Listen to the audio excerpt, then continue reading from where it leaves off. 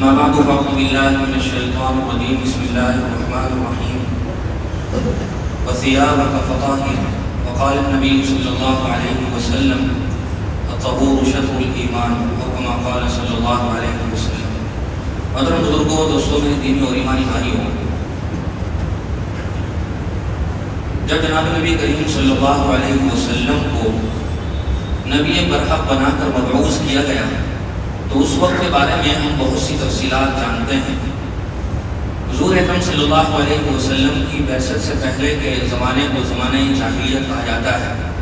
جیسے ہی زمانہ جاہلیت کا لفظ آدمی سنتا ہے تو اس کا ذہن اس طرف جاتا ہے کہ زمانہ جاہلیت وہ ہے کہ جہاں بہت ساری بے پناہ برائیاں عام تھیں۔ جب ہم تذکرہ کرتے ہیں زمانہ جاہلیت کا تو ہمارے ذہن میں آتا ہے کہ مختلف قسم کے گناہوں میں لوگ مبتلا تھے۔ اس زمانے میں جہاں ظاہری برائیاں عام تھیں وہیں ایک بات یہ بھی تھی کہ لوگ صاف صفائی کے معاملے میں بھی بے حد غفلت میں اور لاپرواہی میں مبتلا تھے۔ زمانہ جاہلیت میں بدن اور کپڑوں کی صفائی کو لوگ معیوب سمجھتے تھے، یعنی اس کو ایک ایسی چیز سمجھتے تھے کہ جس سے پرہیز کیا جائے۔ غسل کرنے کو جرم سمجھا جاتا تھا، یوں بھی پانی کی اتنی فراوانی نہیں تھی۔ بغل اور ناف کے بالوں کو تراشنا یہ گناہ تھا۔ بعض پادری جو ہوتے تھے، عیسائی راہب، وہ پورے ننگے رہا کرتے تھے۔ اپنے صدر والے اعضاء کو وہ اپنے غیر ضروری بالوں سے چھپانے کی ناکام کوششیں کیا کرتے تھے۔ لیکن جب اسلام آیا اور حضور اکرم صلی اللہ علیہ وسلم کی بعثت کے طفیل ہمیں اسلامی تعلیمات ملی تو ہمیں پتہ چلا کہ جہاں ظاہری گناہوں سے اپنے آپ کو دور رکھنا ازحد ضروری ہے، وہیں جسمانی لحاظ سے بھی پاکیزگی اور صفائی کا خیال رکھنا بے حد ضروری ہے۔ دو لفظ بہت بولے جاتے ہیں، عربی میں تو کہا جاتا ہے اس کو طہارت اور نظافت، اور اردو میں کہا جاتا ہے اس کو پاکی اور صفائی۔ یہ دونوں لفظ ایک نہیں ہیں، دونوں لفظوں میں فرق ہے۔ جو چیز پاک ہے ضروری نہیں ہے کہ وہ صاف بھی ہو، جو چیز صاف ہے ضروری نہیں ہے کہ وہ پاک بھی ہو۔ بہت آسان سی مثال ہے، ایک انسان نے ظاہری طور پر بہت اچھے خوبصورت کپڑے پہنے ہوں، ٹائی بھی لگائی ہو، اس نے بوٹ پہنے ہوں اور پرفیوم بھی اوپر سے لگایا ہو، لیکن ممکن ہے کہ اس نے پیشاب کے بعد استنجا نہ کیا ہو، ناپاکی کے بعد اس نے غسل نہ کیا ہو۔ وہ آدمی ظاہری کپڑوں کے لحاظ سے صاف تو نظر آ رہا ہے لیکن پاک نہیں ہے۔ ایک آدمی اس کے برعکس بھی ہو سکتا ہے، بہت آسان مثال ہے۔ حضور اکرم صلی اللہ علیہ وسلم پر جب وحی نازل ہو رہی تھی، بلکہ دوسری وحی جو آپ پر نازل ہوئی وہ اسی اہم فریضے سے متعلق تھی۔ حضور اکرم صلی اللہ علیہ وسلم سے کہا گیا وَثِيَابَكَ فَطَهِّرْ، کہ آپ اپنے پروردگار کی پاکی اور بڑائی بیان کیجئے اور خود بھی پاک رہیے، اپنے کپڑوں کو پاک صاف رکھیں۔ حضور اکرم صلی اللہ علیہ وسلم پر یہ دوسری وحی اس سلسلے میں جو نازل ہوئی، اس سے ہم اندازہ لگا سکتے ہیں کہ دین اسلام میں پاکی کی، صفائی کی، طہارت اور نظافت کی کس قدر اہمیت ہے۔ بلکہ بہت دور جانے کی ضرورت نہیں ہے، زمانہ جاہلیت تو ہم سے بہت دور ہے، ہزاروں سال دور ہو گیا ہے، 1500 سال کے قریب عرصہ گزر گیا ہے۔ ہم جس دور میں جی رہے ہیں، ہم اس دور میں جینے والے لوگوں کی دھارمک کتابوں کو دیکھیں اور ان کے دھارمک گروؤں کی صورتحال اور لائف اسٹائل کو دیکھیں، ان کے پوجا پاٹ کے طریقوں کو دیکھیں تو ہمیں اندازہ ہوگا کہ کس قدر خطرناک اور بدترین صورتحال ہے۔ پوری دھارمک کتابوں کو آپ پڑھتے چلے جائیے تو آپ کو کوئی بھی چیپٹر بطور خاص صفائی اور طہارت کے بارے میں نظر نہیں آئے گا۔ اور موجودہ جو دھرم گرو کہلاتے ہیں، آپ ان کی زندگی کو دیکھیں۔ ہمارے ہندوستان میں جو سمودائے سب سے زیادہ مالدار سمجھا جاتا ہے، نام لینے کی ضرورت نہیں ہے، ان کے جو دھرم گرو ہوتے ہیں، ان دھرم گروؤں کا تصور ہی یہ ہے کہ ہمیں پورا ننگا رہنا ہے۔ آج بھی اگر آپ ویڈیوز کے ذریعے دیکھتے ہو تو جب وہ کتھا واچنے کے لیے بیٹھتے ہیں اور اپنے جو پروگرام ان کے ہوتے ہیں، ان میں ان کا دھرم گرو کتھا واچک بالکل ننگا ہوتا ہے اس سمودائے کا، اور لوگ آتے ہیں، خواتین اس کے پاس آتی ہیں، اس کے جسم کو ہاتھ لگا کر بھی وہ چومتی ہیں اور اس کو بہت متبرک سمجھتی ہیں۔ یہ کوئی بہت ڈری چھپی بات نہیں۔ اسی طرح بہت سارے پوجا پاٹ کے جو طور و طریقے آپ ان کو دیکھ لیجیے، آج کل سوشل میڈیا پر نظر آتی رہتی ہیں۔ ایک صفائی ستھرائی رکھنے والا آدمی دن محسوس کرتا ہے، اور انتہائی بھونڈے طریقے ہیں، اس پر بھی تفصیل سے بات ہو سکتی ہے۔ اسی طرح ہم دیکھیں ہمارے ملک میں بہت بڑا طبقہ وہ ہے جو اپنے جسم کے بال کاٹنے کو ہی اپنی دھارمک ریتی رواج کی خلاف ورزی سمجھتا ہے۔ وہ اپنے جسم کے سارے بال بڑھاتے ہیں. ان کے یہاں نہ منہ زیر ناف کاٹے جاتے ہیں، نہ بغل کے نیچے کے بال کاٹے جاتے ہیں، نہ جسم کے دوسرے حصوں کے بال کاٹے جاتے ہیں. اب ہم ذرا یہاں بیٹھے ہوئے بہت معمولی سا جائزہ لیں تو ہمیں پتہ چلے گا اگر 2 ہفتے 3 ہفتے آخری 40 دن کی مہلت ہے شریعت میں، اگر ہم اتنے دنوں میں بال نہ کاٹیں تو جسم سے کس قدر بو آتی ہے. نہ صرف یہ کہ بدبو آتی ہے، اگر قریب کا آدمی ذرا مہذب ہو، صاف ستھرائی پسند کرنے والا ہو تو وہ ہمارے پاس بھی بیٹھنا پسند نہ کرے. اسی کے برخلاف اور بھی بہت ساری باتیں دوسرے دھرموں کے بارے میں ہم کر سکتے ہیں، لیکن اصل جو ہمارا ٹاپک ہے وہ ہم مسلمانوں کی صورتحال اور اسلام میں ذکر کیے گئے پاکیزگی کے اصول ہیں. اللہ تبارک و تعالیٰ نے قرآن کریم میں حضور کو جو نصیحت فرمائی تھی وہ ابھی ذکر کی گئی. اللہ کے رسول سے کہا گیا وَثِيَابَكَ فَطَهِّرْ، کہ آپ پاک صاف رہیے، کپڑوں کا کو بھی پاک صاف رکھیے اور اندروں کے طور پر بھی پاک صاف رہیے. حالانکہ حضور سے زیادہ مہذب تو کوئی ہو ہی نہیں سکتا. اور حضور اکرم صلی اللہ علیہ وسلم تو وہ عظیم شخصیت تھے کہ دنیا میں بسنے والے ہر انسان کے جسم میں سے نکلنے والے پسینے سے بدبو آتی ہے، لیکن حضور اکرم صلی اللہ علیہ وسلم کے پسینے کے بارے میں بہت مشہور روایات ہیں کہ عطر کی خوشبو سے زیادہ معطر رہا کرتا تھا وہ پسینہ. تو حضور اکرم صلی اللہ علیہ وسلم کے بارے میں تو یہ گمان بھی نہیں ہو سکتا، لیکن اصل ہم سب کو تعلیم دینا ہے کہ کس قدر صاف ستھرا رہا جانا چاہیے. حضور اکرم صلی اللہ علیہ وسلم نے ارشاد فرمایا، آپ نے فرمایا الایمان بضع و70 شعبہ فافضلها قول لا الہ الا اللہ وادناها اماطۃ الاذى عن الطریق والحیاء شعبۃ من الایمان. حضور نے فرمایا کہ ایمان کے 70 سے زیادہ شعبے ہیں، ان میں جو سب سے بڑا اور افضل ہے وہ ہے کہ اللہ تبارک و تعالیٰ کی کبریائی کی بڑائی بیان کرنا، اللہ تبارک و تعالیٰ کی توحید کا ایک ماننے کا قائل ہونا، اور پھر آپ نے فرمایا اس میں ادنا ہے راستے کی تکلیف دہ چیز کو ہٹا دینا، اور حیا ایمان کا ایک اہم شعبہ ہے. اس سے بھی ہمیں پتہ چلتا ہے کہ کس قدر اہمیت ہے. اللہ تعالیٰ نے اہل قبا کی تعریف فرمائی ہے. بہت مشہور واقعہ ہے کہ جب حضور ہجرت فرما کر مدینہ تشریف لے جا رہے تھے تو آپ نے مدینہ میں انٹر ہونے سے پہلے قبا نامی بستی میں قیام فرمایا تھا، جہاں آپ نے سب سے پہلی مسجد کی بنیاد بھی ڈالی تھی اور خود آپ اس کی تعمیر میں شریک بھی ہوئے تھے. تو وہاں رہتے ہوئے حضور اکرم صلی اللہ علیہ وسلم کو اس بات کا احساس ہوا اور اللہ تعالیٰ نے بھی قبا میں بسنے والوں کی تعریف فرمائی. ابھی سے کچھ سالوں پہلے تک جب پانی کا اتنا رواج نہیں تھا اور پانی اتنی مقدار میں نہیں ہوا کرتا تھا تو پانی بچانے کی غرض سے استنجا ڈھیلے وغیرہ سے کیا جاتا تھا. مٹی کا جو ڈھلا ہوتا ہے اس سے استنجا کیا جاتا تھا. چھوٹا استنجا بھی کر لیتے تھے، بڑا بھی کر لیتے تھے، اور بہت سی مرتبہ تو آدمی اس طرح کی شہری زندگی میں تو رہتے بھی نہیں تھے. یہ تو آج کل ہے جہاں آدمی کو پانی ملتا ہے، بجلی ملتی ہے، پانی نکلنے کی نکاسی ہوتی ہے اور بہت سی سڑکیں ہوتی ہیں، وہاں جا کر آدمی بستا ہے. پہلے یہ طریقہ نہیں ہوتا تھا. پہلے تو آدمی کو جہاں جگہ مل جائے، ٹھکانا مل جائے، جانور چرانے کے لیے گھاس مل جائے، تھوڑا بہت جانوروں کو اور خود کو پینے کے لیے پانی مل جائے، وہیں بس جاتا تھا آدمی. اب وہ پہاڑوں کے بیچ میں ہو، جنگل میں ہو، بیابان میں ہو، تو آدمی پانی بچانے کی غرض سے ڈھیلے وغیرہ سے استنجا کرتا تھا. آج بھی کچھ سالوں پہلے تک بھی رواج عام تھا، لیکن بس قبا میں بسنے والے لوگ مٹی سے تو استنجا کرتے ہی تھے، ساتھ میں بعد میں پانی سے بھی استنجا کی کوشش کیا کرتے تھے. تو اللہ تعالیٰ کو ان کا یہ طریقہ بہت پسند آیا اور آپ نے ان کی تعریف فرمائی قرآن کریم میں. لمسجد اسس على التقوى من اول يوم احق ان تقوم فيه رجال يحبون ان يتطهروا والله يحب المطهرين. کہ اس میں ایسے لوگ ہیں جو صفائی پسند ہیں اور اللہ تبارک و تعالیٰ صفائی رکھنے والوں کو پسند فرماتا ہے. اس سے بڑھ کر حضور نے اہم بات ارشاد فرمائی جو پہلی روایت میں ذکر کی گئی تھی، اس سے بھی زیادہ اہمیت کی حامل ہے روایت. حضور نے فرمایا الطہور شطر ایمان. اس میں جو شطر کا لفظ ہے اس کے 2 مطلب ہوتے ہیں. ایک تو ہوتا ہے کہ صفائی ایمان کا ایک جز ہے. اگر بات صرف اتنی سی ہو تو بالکل ظاہر بات ہے ایمان کا ایک اہم حصہ ہے باقی صفائی، لیکن اس کا ایک دوسرا مطلب ہوتا ہے آدھا حصہ. اب اس کا ترجمہ ہوگا روایت کا باقی آدھا ایمان ہے. اب اس ترجمے کی وجہ سے صفائی کی اہمیت اور بڑھ جاتی ہے. جب ہم بات کرتے ہیں باقی صفائی کی تو ہمارے ذہن میں صرف 2-4 چیزیں آتی ہیں، غسل کرنا، وضو کرنا اور صاف ستھرا رہنا. لیکن یہ چیپٹر اتنا بڑا ہے کہ ہمیں اس روایت سے پتہ چلتا ہے. حضور نے فرمایا باقی آدھا ایمان ہے. اور جتنے بھی مفتیان اکرام ہیں زیادہ تر وہ جب مسائل والی کتاب کو شروع کرتے ہیں تو جو سب سے پہلا چیپٹر اپنی کتاب میں قائم کرتے ہیں وہ طہارت پاکیزگی سے متعلق ہوتا ہے. کیونکہ جب آدمی پاک ہوگا تبھی نماز پڑھے گا. نماز کا نمبر بعد میں آئے تو پہلے پاکی کا آئے گا. تو نماز بھی ہم پاکی کے بغیر نہیں پڑھ سکتے ہیں، جس کی اسلام میں سب سے زیادہ اہمیت ہے. اور اس کے علاوہ حضور نے ہمیں طریقے سکھائے پاکی اور صفائی کے.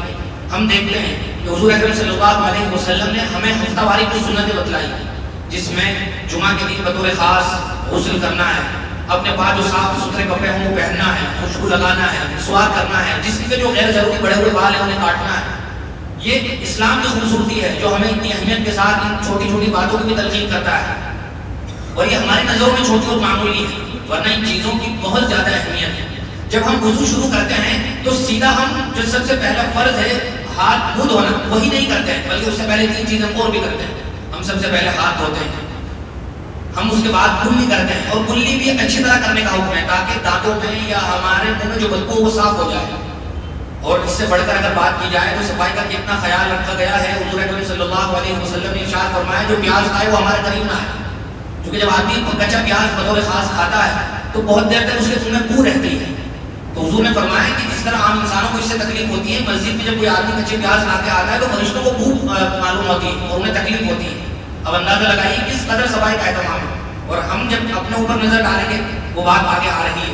اسی طرح جب وضو کرتے ہیں تو ہم ناک میں پانی ڈالتے ہیں، تو ناک میں پانی ڈالنے کا حکم دیا گیا، اور دن میں 5 بار تو نماز کے لیے، اس کے علاوہ قرآن کے لیے، اس کے علاوہ ہر وقت باوضو رہنے کے لیے، اور اچھی طرح ناک کی نرم ہڈی تک پانی پہنچانے کا حکم دیا گیا تاکہ ناک کی اچھی طرح صفائی ہو جائے.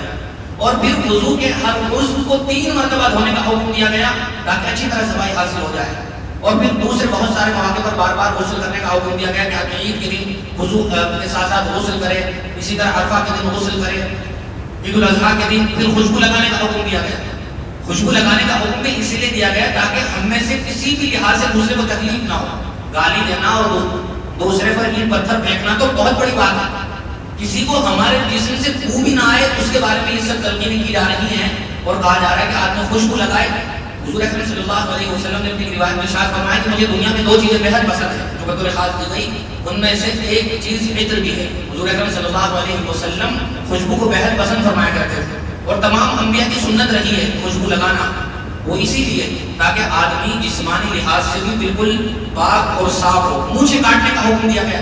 کیوں دیا گیا؟ تاکہ آدمی جب کھائے یا پیے تو مونچھ وغیرہ میں جو بو پیدا ہو جاتی ہے بالوں میں وہ ہمارے کھانے اور پینے میں نہ آئے. اب ہم دیکھیں بہت سارے دھارمک لوگ یا بہت سارے دھرموں کے ماننے والے ان کی مونچھیں دیکھیں ہم، تو وہ جو کھاتے ہوں گے اس وقت کیا صورتحال بنتی ہوگی ہم اچھی طرح جائزہ لے سکتے ہیں.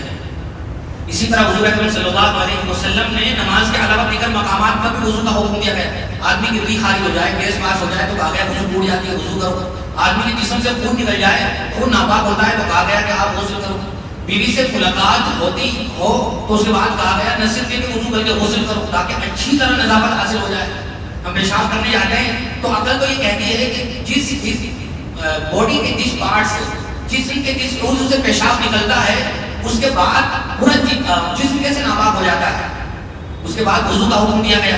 یہ اسی لیے تاکہ صفائی بھرپور اس کا اہتمام اور خیال ہو. اب ہم ذرا آگے بڑھنے سے پہلے اس بات کا بھی اندازہ لگا سکتے ہیں کہ ہمارے ملک میں دنیا بھر میں بسنے والے وہ لوگ جو ہمیں گندگی کا تانا دیتے ہیں اور ہم مسلمانوں پر مختلف قسم کی بھکتیاں کرتے ہیں، مختلف کامنٹ پاس کرتے ہیں، تو اب ذرا ان کی بھی زندگی کا جائزہ لے لیں. یوں تو انہوں نے ٹائی بھی لگائی ہوئی ہے اور پینٹ بھی پہنا ہوا ہے، سوٹ بوٹ بھی ہے. حالت یہ ہے کہ کھڑے ہو کر پیشاب کر رہے ہیں، پرنالہ کہاں گر رہا ہے کچھ پتہ نہیں، اس کے قطرے جسم پر گر رہے ہیں کچھ پتہ نہیں. اور اب جو اور زیادہ آگے بڑھ کر ترقی یافتہ ہو گئے ہیں، جو اپنے آپ کو ساتھ ساتھ میں دانشمند بھی کہتے ہیں، انہوں نے تو بڑے استنجے کے بعد اب ٹیشو کو ہی کافی سمجھ لیا ہے. وہ ٹیشو سے صاف کرتے ہیں اور آگے بڑھ جاتے ہیں. یہ ان لوگوں کا حال ہے جو ہم پر مختلف قسم کے کامنٹ پاس کرتے ہیں اور ہمیں گندا، اور بہت سارے لوگ کھٹمل اور بہت سارے لوگ ہمیں مچھر کہتے ہیں.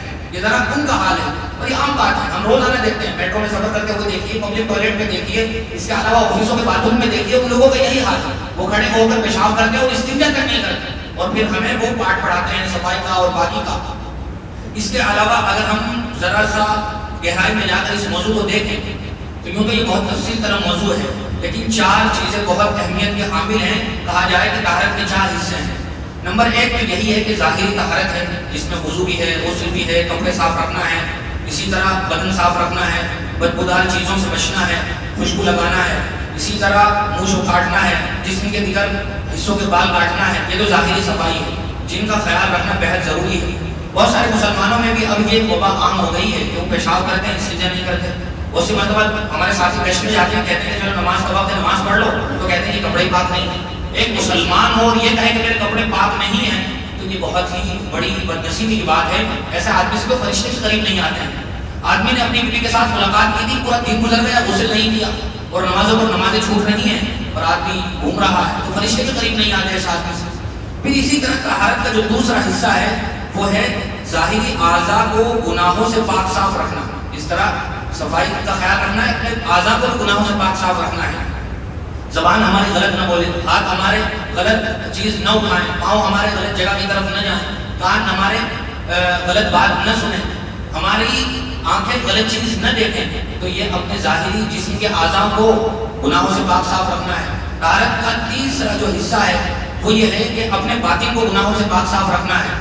ہمارا دل بالکل صاف ستھرا ہو، کینے سے، بغض سے، حسد سے۔ حضور نے حضرت انس کو بہت قیمتی نصیحت فرمائی نہیں، انہوں نے کہا تھا یا بنی آئے میرے بیٹے، بہت ہی پیار کے ساتھ حضور نے خطاب فرمایا اور کہا کہ جب کہ تم صبح کرو شام کرو اس حالت میں ہو کہ تمہارے دل میں کوئی کھوٹ نہ ہو، کوئی حسد نہ ہو، بغض نہ ہو، کینہ نہ ہو۔ اور سچی بات یہ ہے کہ اس سلسلے میں بھی ہم بہت کوتاہی کا شکار ہیں۔ اور چوتھا جو اہم حصہ ہے وہ ہے معصیت اللہ سے اپنے دل کو پاک و صاف رکھنا۔